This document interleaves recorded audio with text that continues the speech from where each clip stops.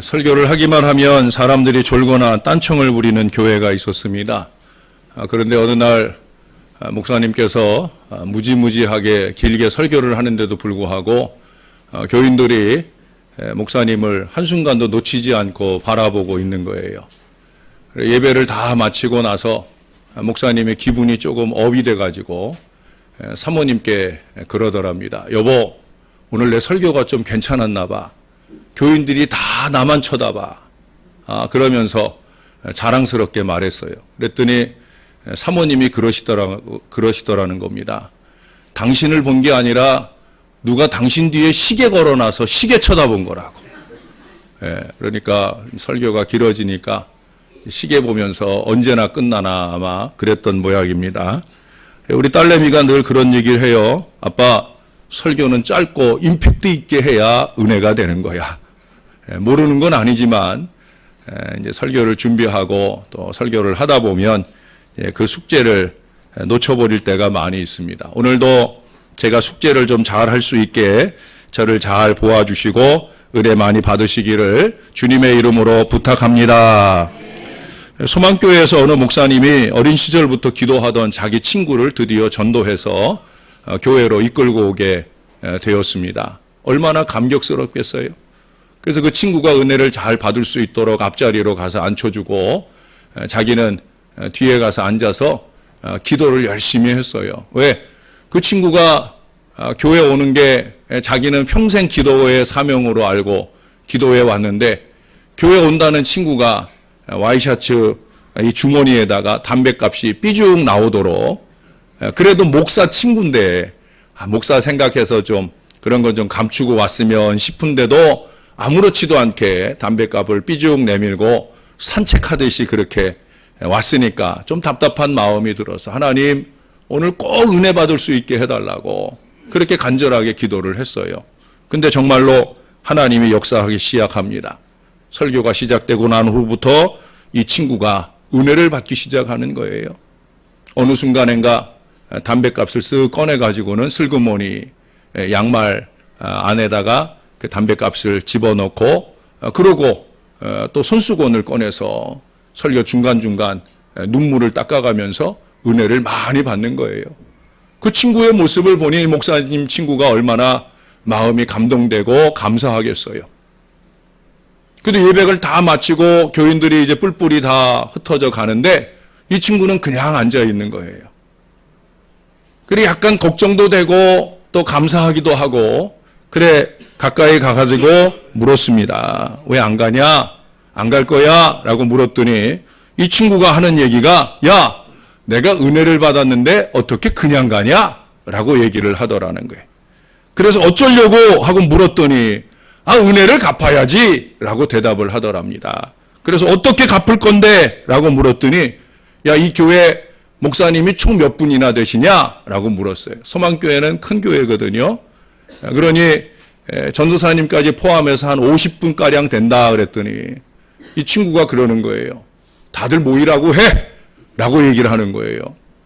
그래서 이 목사님이 물어보기를 아니 다 모아서 어쩌려고 그러는데 그러니까 은혜를 갚아야 할 거 아닌가 라고 대답을 하더랍니다. 그래서 또다시 물었습니다. 도대체 어떻게 갚을 건데 목사님들을 다 모으라고 하느냐 재차 물었더니 이 친구가 그러더랍니다. 내가 오늘 한 잔 쏠게! 라고 얘기를 하더라는 거예요. 이 친구에게 있어서 감사를 표현하는 최선은 한 잔 쏘는 거예요. 물론 교회에서의 은혜에 대한 보답의 방법을 잘 모르긴 했지만 그래도 그의 안에서 신령한 반응들이 나타나고 있음이 놀랍다는 거죠. 하나님을 향해서나 사람을 향해서나 은혜를 갚기부터 시작하는 그 마음이 하나님 앞에 아름답게 자라서 하나님께 크게 영광 돌리는 역사가 일어나게 되어지리라고 믿습니다. 이 모든 역사 속에 무엇이 있습니까? 한평생 하나님 앞에 친구를 위해 간절히 기도했던 그 목사님을 도우시는 하나님의 손길이 있는 줄로 믿습니다. 이제 그 손길로 이 처음 교회에 온 이 친구의 삶에 개입하시고 역사하시면 하나님의 도우심을 통해 그의 앞길에 형통한 미래가 보장되어질 줄로 믿습니다. 여러분, 하나님이 도와주시면 우리는 못할 것이 없는 줄로 믿습니다. 근본 선교 정탐의 여정 중에도 얼마나 자주, 얼마나 놀랍게 우리의 힘겨운 걸음들을 도우셨는지 모릅니다. 첫날, 둘째 날 밀림으로 전화도 안 되는 데예요. 우리 딸내미도 뭐 말레이시아에 뭔 일 터졌다 하고 하니까 걱정이 돼가지고 소식을 묻는 카톡도 보내고 했지만 뭐 제가 보질 못하니까 그러니까 많이 걱정들을 주초에 했다고 합니다. 수요일 날 시내로 나올 때까지는 우리가 서로 연락을 주고받을 게 어려운 그런 밀림 안으로 들어가고 사륜구동차가 아니면 갈 수 없는 아주 올라가는 것도 힘들고 내려가는 건 더 힘들고 또 길도 움푹움푹 파여가지고 바퀴가 쑥 빠지거나 아니면 바퀴가 옆으로 그저 한 30cm만 옆으로 비껴가면은 좌우로 다 낭떠러지예요. 그냥 차가 그대로 낭떠러지로 곤두박질 칠 수 있는. 제가 오늘 주보에다가 미리 지난주에 써놓고 간 선교 현장이라는 글 속에도 보면 몇 년 전에 어느 교회 목회자들을 중심으로 한 10명의 선교 정탐 여정이 10명의 사람이 다 목숨을 잃는 어려운 얘기를 제가 적어놨잖아요. 우리 걸음도 크게 다르지 않은 걸음이었어요. 또 백길 따라서 아주 조그만 배들 타고 1시간 이상 가야 되고 또 물이 얕아져서 배가 올라갈 수 없으면 무게를 줄이기 위해 우리가 내려서 물길, 바위길을 걸어서 그래서 한동안 가서 다시 또 배를 타고 가는 1시간 반 여정을 가야 하는 어렵고 힘든 길이었습니다. 중간중간 차가 또 속을 새겨서 또 보닛을 열어놓고 차가 식기를 기다리거나 또 차를 조금 손을 보고 시동을 다시 걸어 가게 되거나 하는 이 모든 여정을 가면서 정말 하나님이 도우시는구나 하는 그런 체험들을 많이 하게 되었습니다. 사랑하는 여러분, 이런 은혜가 우리가 가는 모든 길, 여러분들이 올 한 해 남은 10달 이상을 사는 기간 내내 하늘의 복으로 여러분들 가운데 누려지게 되기를 주님의 이름으로 축원합니다. 성경에는 복받은 사람들, 복받은 가정들이나 복받은 개인과 국가에 대한 축복의 이야기들이 가득합니다.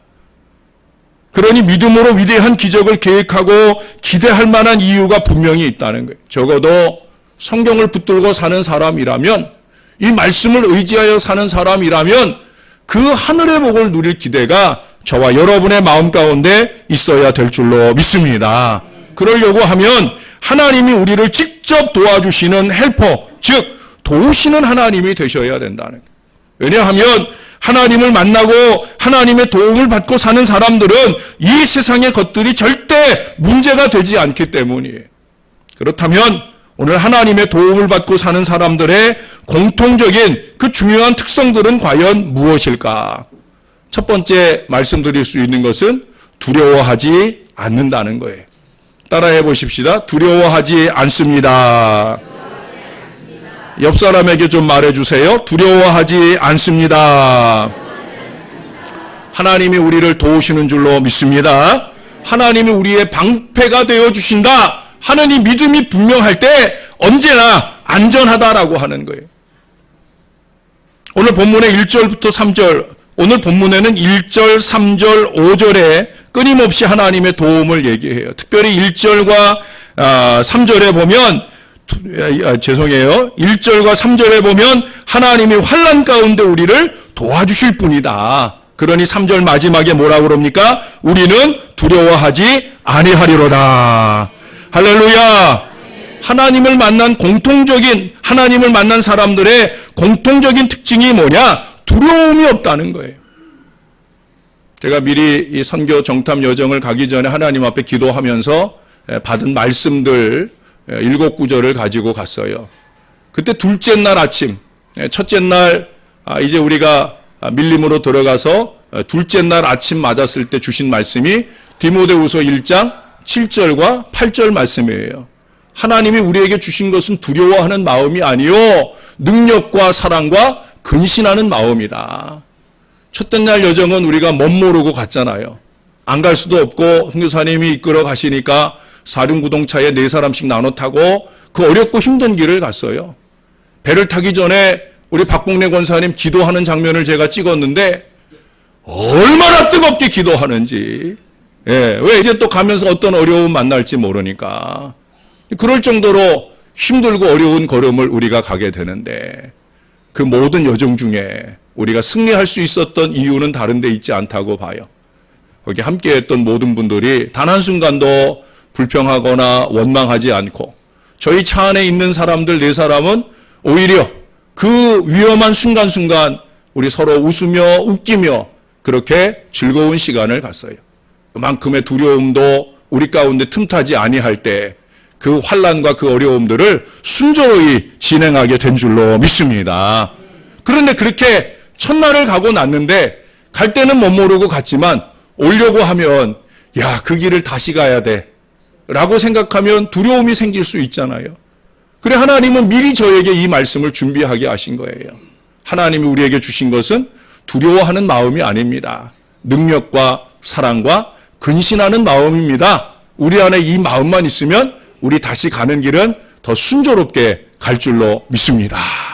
그렇게 우리가 함께 기도하고 여정을 진행했어요. 사랑하는 여러분, 모든 질병의 90%가 마음의 불안, 두려움, 정신적인 질환에서 생긴다는 보고가 있어요. 그런데 그 두려움이라고 하는 것도 과거의 일 때문에 두려워하는 게 40%, 미래의 일 때문에 두려워하는 것이 50%, 고작 10%가 현재 일 때문에 두려워한다는 거예요. 근데 제가 여러분들에게 이런 말씀을 드렸어요. 해결될 일이라고 하면 걱정할 필요가 없고 해결되지 않을 일이라면 우리가 걱정한다고 달라질 일이 없다. 그렇잖아요? 해결될 일인데 뭐 걱정해요? 해결하면 되지. 해결 안 될 일, 우리가 아무리 애써도 해결 안 될 일, 그것 갖고 걱정한다고 크게 달라지는 거 없잖아요. 오히려 우리가 할 일은 뭐예요?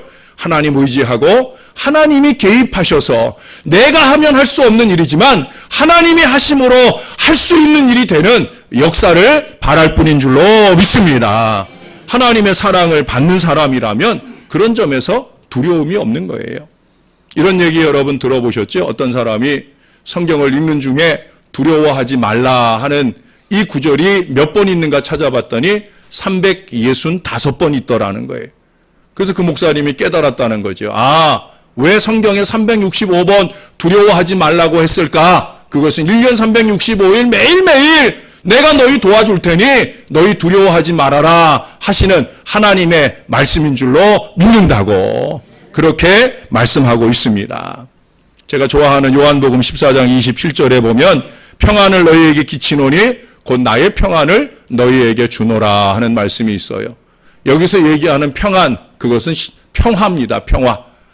성경 안에는 평화를 가리키는 말이 2가지 단어가 나와요. 하나는 팍스라고 하는 말이고 하나는 샬롬이라고 하는 말이에요. 팍스라고 하는 말은 역시 평화이긴 한데 여러분 팍스 로마나라고 하는 말 들어보셨죠?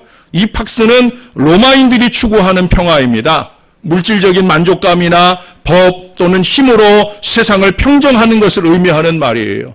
로마는 자기들 나름대로 세상의 그 평화를 실현하기 위해 온 힘을 다해 넓은 땅을 정복하고 지배했습니다. 자신들의 지배를 통해 평화를 선물하려고 한 거예요. 그러나 로마는 하루도 피를 흘리지 않은 날이 없었고요. 그렇게 피 흘린 백성들에게 평화를 안겨주려고 했지만 그 힘과 물질에 의해 오히려 다른 나라는 더 고통을 받게 되고 결국 스스로도 망하게 되고 많은 결과를 만나게 되었다는 거예요. pak스로는 진정한 평화가 없다는 거예요. 힘으로는 진정한 평화가 없다는 거예요. 이에 반해서 샬롬이라고 하는 평화는 로마 식민 백성인 히브리 민족의 개념으로 내적이고 정신적인 것입니다. 그것은 하나님이 주시는 평화예요. 사람의 힘으로 안겨주는 평화가 아니라 하나님의 힘으로 주시는 평화, 그게 바로 샬롬이에요. 히브리 사람들은 건강한 사람이나 성공한 사람이나 모든 사람들이 병든 자나 실패한 자들이나 모든 사람들이 다 서로를 만날 때 샬롬하고 인사를 해요. 내가 줄 수 있는 샬롬을 말하라고 하면 내가 가진 처지와 형편으로 볼 때 샬롬하고 인사할 수 없을 거예요. 그건 하나님이 주시는 평화니까 그 하나님이 평화를 주시길 바라면서 나는 좀 부족해도 하나님이 주실 평화를 축복하는 그 인사를 나누게 되었다는 거예요. 사랑하는 여러분, 오늘날 저와 여러분들이 추구해야 할 평화는 팍스가 아니라 샬롬인 줄로 믿으시기를 바랍니다. 샬롬해야 된다는 거예요. 스피노자라고 하는 철학자는 평화란 싸움이 없는 것이 아니다. 영혼에서 솟는 기쁨을 말하는 것이다 라고 말해서 내면으로부터의 평화, 그것이 두려움을 이기는 비결이라는 거예요. 옛날에 웃으면 복이 옵니다, 복이 와요라는 코미디 프로그램이 있었잖아요. 복이 와야, 복이 먼저 와야 웃게 되는 것이 아니라 복이 오기 전에 이미 웃었다. 웃으니까 웃을 복이 따라오더라. 이 말이라는 거예요. 예수님도 그러셨잖아요. 예? 받은 줄로, 다시 말해 먼저 된 것으로 믿고 그리고 구하라고 그랬잖아요. 구하면 얻어지는 것이긴 하지만 구하기 전에 이미 받은 줄로 믿고 구할 수 있을 때, 그럴 때 역사를 보게 된다고. 낳기 전에 이미 낳은 것을 믿었다라는 얘기예요.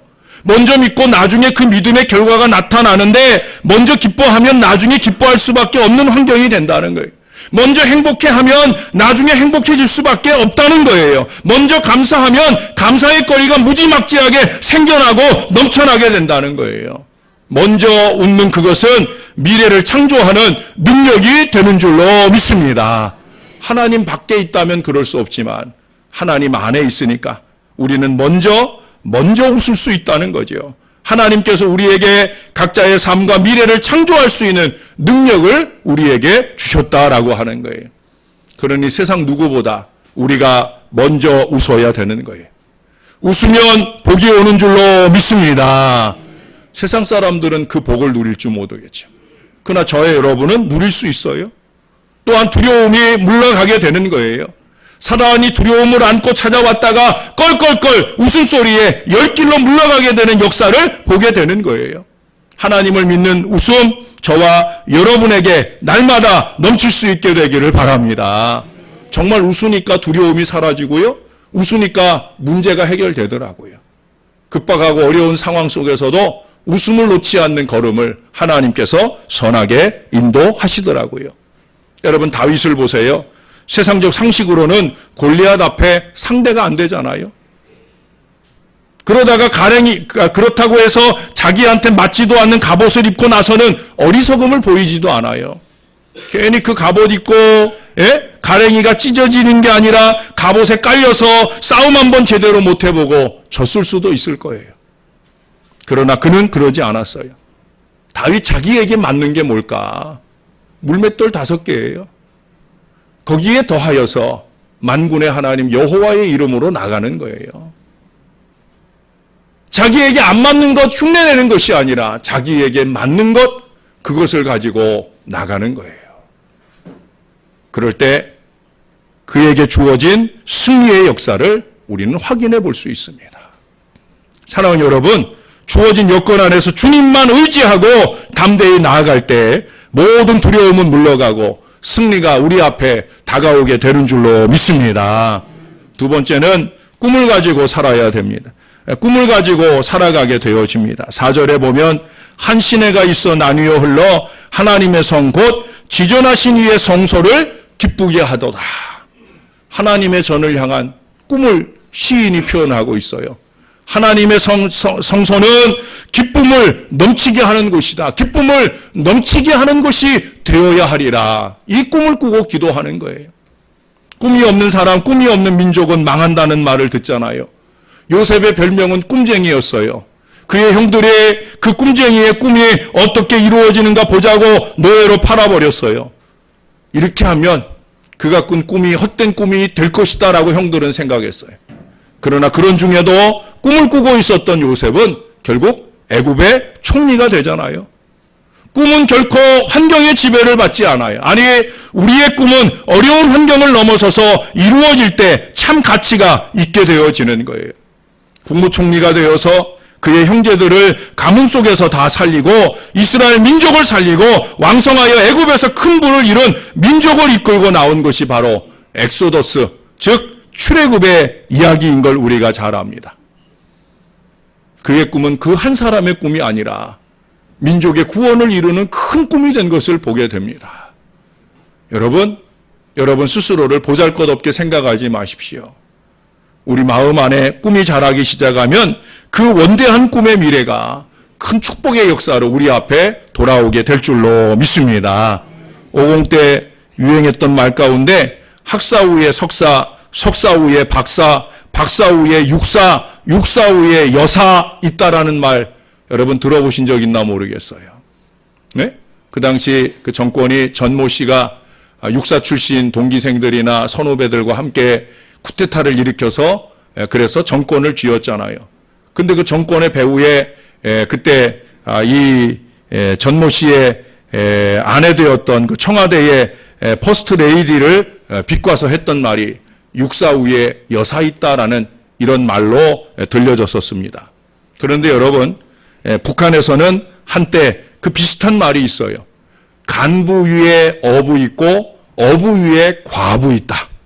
들어보셨어요? 간부 위에 어부 있고 어부 위에 과부 있다. 여러분, 간부는 공산당 치하에서 간부는 아무나 되는 게 아니잖아요. 그야말로 골수 당원들만이 간부가 되는 거예요. 그 힘이 막강할 수밖에 없는 거예요.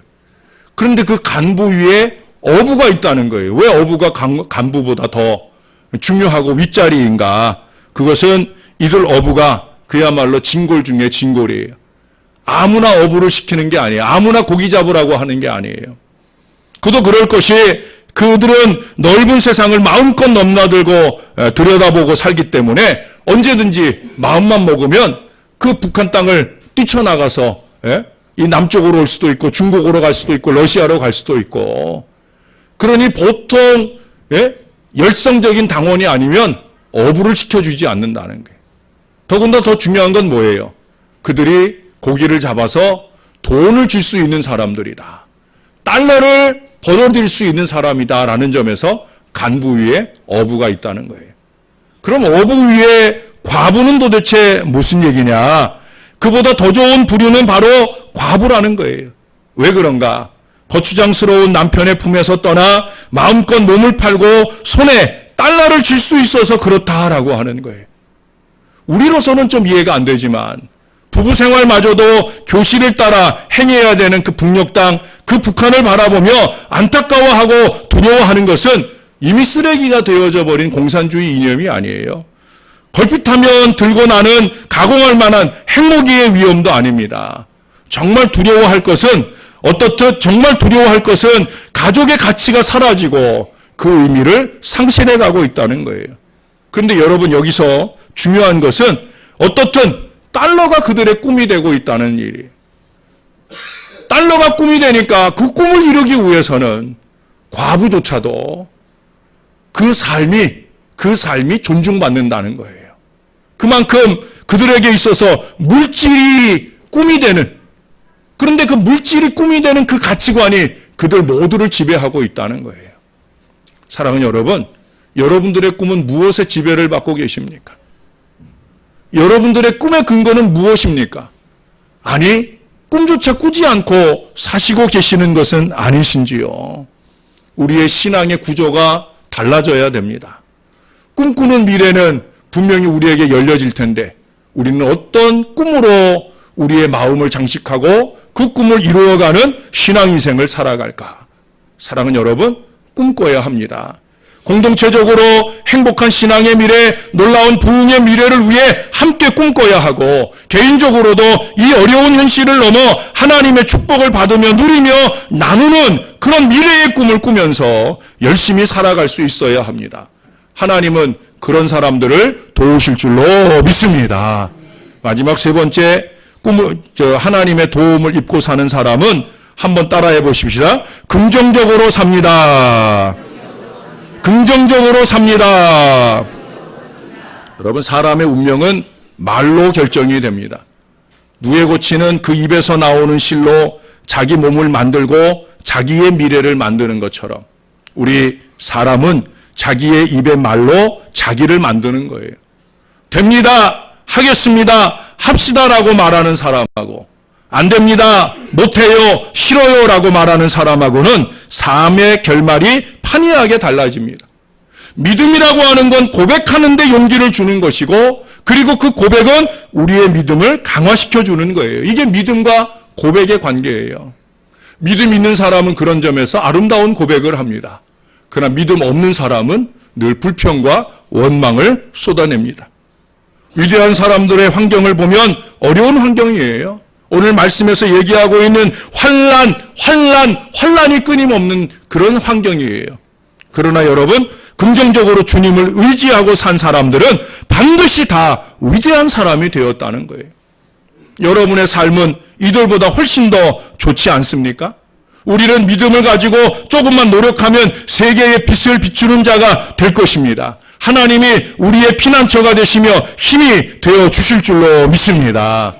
제가 오래전에 명절 연휴를 맞아서 그때 가장 감동받은 일을 지금 생각해 보면 그 명절 기간에 가장 감동받은 일이 안타깝게도 TV에서 본 어떤 장면이었습니다.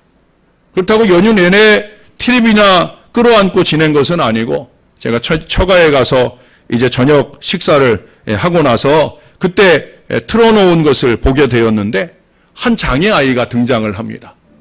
그 장애아이는 나면서부터 앞을 보지 못하는 그런 아이로 태어났어요. 그 부모가 그 아이의 눈을 열어주려고 온갖 노력을 기울였어요. 그런데도 불구하고 그는 여전히 장애입니다. 앞을 보지 못하는 장애로 상당히 오랜 기간을 자라왔어요. 그런데 놀라운 것은 그 아이가 피아노를 잘 쳐요. 키보드나 드럼 연주도 아주 대단해요. 제가 그 장면을 보면서 놀라운 것이 두 가지였습니다. 하나는 뭐냐? 그 아이가 자기에게 있는 나면서부터 앞을 보지 못하는 이 선천적인 장애를 극복하고 아주 훌륭한 음악인이 되어 있다는 사실이에요. 앉아있을 때도 가만히 앉아있지 않아요. 계속해서 그의 머릿속에 한 곡을 연주하는 노력과 연습을 끊임없이 빈손으로 그렇게 하고 있어요. 이 아이는 드럼도 수준급이고요. 키보드나 피아노 연주도 아주 기가 막히게 잘해요. 그냥 앉아있어도 그는 여전히 그는 여전히 연습 중이라는 거예요. 그런데 또 하나 놀라운 사실을 발견합니다. 그것은 뭐냐? 그 장애인인 형의 수족이 되어서 그 형을 돕고 헌신하는 바로 그 동생의 해맑은 웃음이었습니다. 형의 수족이 되어 사는 일을 하나도 불평스럽게 생각하거나 원망스러운 마음 없이 즐겁게 그 형을 섬기고 그 형이 훌륭한 음악인이 될 수 있도록 조력하는 역할을 하더라는 거예요. 그 아이만 아니라 그 부모들조차도 얼굴에 그늘 하나 없이 그 아이들을 긍정적으로 격려하며 건강한 표정으로 바라보고 있더라는 거예요. 그 사람은 그때 그런 얘기를 합니다. 사람의 말이 무섭다. 저는 처음에 그 말을 했을 때 부정적인 의미로 받았어요. 이 아이가 자라면서 사람들이 부정적으로 그에게 얼마나 멸시하고 조롱하는 말을 했을까. 그런 생각이 언뜻 들었어요. 근데 그 다음에 이어지는 얘기를 들어보니까 사람의 말이 무섭다라고 하는 것은 말대로 된다 하는 긍정적 의미로 저를 도전하고 감동했어요. 다시 말해 장애인으로 태어난 자기를 향한 부모님들의 긍정적인 말, 긍정적인 격려가 자기의 미래를 오늘날 이루게 했다는 거예요. 저는 그런 점에서 우리가 세뱃돈, 명절 설날이 되면 세뱃돈을 주고받는데 세뱃돈보다도 더 중요한 말이 있다고 생각해요. 저는 그것을 덕담이라고 우리나라 말은 말하지만 우리 신앙 안에서는 저는 세뱃말 또는 축복말이라고 합니다. 몇 푼의 물질을 주고받느냐 하는 것보다 우리는 얼마나 우리의 자녀손들에게 세뱃말, 축복말을 안겨주고 사느냐. 명절 한 번 만나는 세뱃돈의 의미보다 날마다 신앙 안에서 그들에게 건네는 축복말, 세뱃말이 그들의 미래를 아름답게 열어주게 될 줄로 믿습니다. 뿐만 아니라 저와 여러분들도 우리가 1년 내내 할 수 있으면 이 서로에게 세뱃말, 축복말을 열심히 나누며 살아야 할 것입니다. 사랑하는 여러분, 중국은 자전거의 나라라고 할 정도로 자전거를 많이 타고 다녀요. 그 자전거를 타고 다니다가 그들이 어딘가 볼 일이 있을 때 그 자전거를 아무 데나 주차해 놓습니다. 어떤 집 주인 아저씨가 늘 집에서 나오면 자기 집 담벼락에 자전거가 무수히 기대고 서 있는 거예요.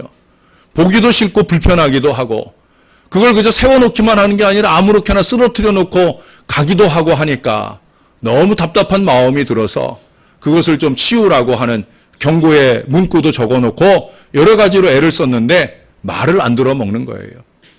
근데 어느 날 그야말로 지혜롭게 한 구절에 말을 써놓았어요. 그랬더니 자전거가 하나도 안 세워져 있다는 거예요. 뭐라고 써놨을까요? 거기 이렇게 써놨답니다. 자전거를 무료로 드립니다. 한 대씩 가져가시기 바랍니다. 그렇게 써놨더니 거기에 자전거 세워놨다가 누가 무료로 그냥 가져가 버리면 큰일 나겠다 생각을 했는지 아무도 자전거를 세우지 않더라는 거예요. 말 한마디의 위력이 바로 이것입니다. 한마디의 말로 모든 것을 청산할 수도 있고 한마디의 말로 모든 것이 우리를 짓누를 수도 있다는 얘기예요. 사랑하는 여러분, 긍정적인 말의 위력은 그만큼 대단한 거지요. 그러니 우리는 할 수 있다고, 하면 된다고, 한번 해보자고 말해야 될 줄로 믿습니다. 올해 내내 가정에서, 교회에서, 아니 자기 자신에게 격려가 되고 힘나게 하는 그런 긍정적인 말을 많이 나누어서 하나님의 놀라운 축복을 풍성히 쌓아가는 은혜로운 한 해, 영광스러운 미래가 여러분들 앞에 힘차게 열려지게 되기를 우리를 도우시는 우리 아버지 하나님, 그 거룩하신 이름을 받들어 간절히 축원합니다. 기도하겠습니다. 아버지, 우리를 도와주셔서 감사합니다. 우리가 아버지의 사역에 아무 도움도 되지 않는데 그런 저희들을 도우시려고 구주 예수 그리스도를 보내주시고 그 주님의 이름 의지하고 살아가는 우리의 평생 내내 크고 작은 도움으로 역사하여 주심을 감사합니다. 우리는 과연 하나님의 도움을 입고 사는 사람이 맞는지, 하나님의 도움을 입는 사람답게 우리가 그렇게 살 수 있게 하여 주시옵소서. 예수님의 이름으로 기도합니다. 아멘.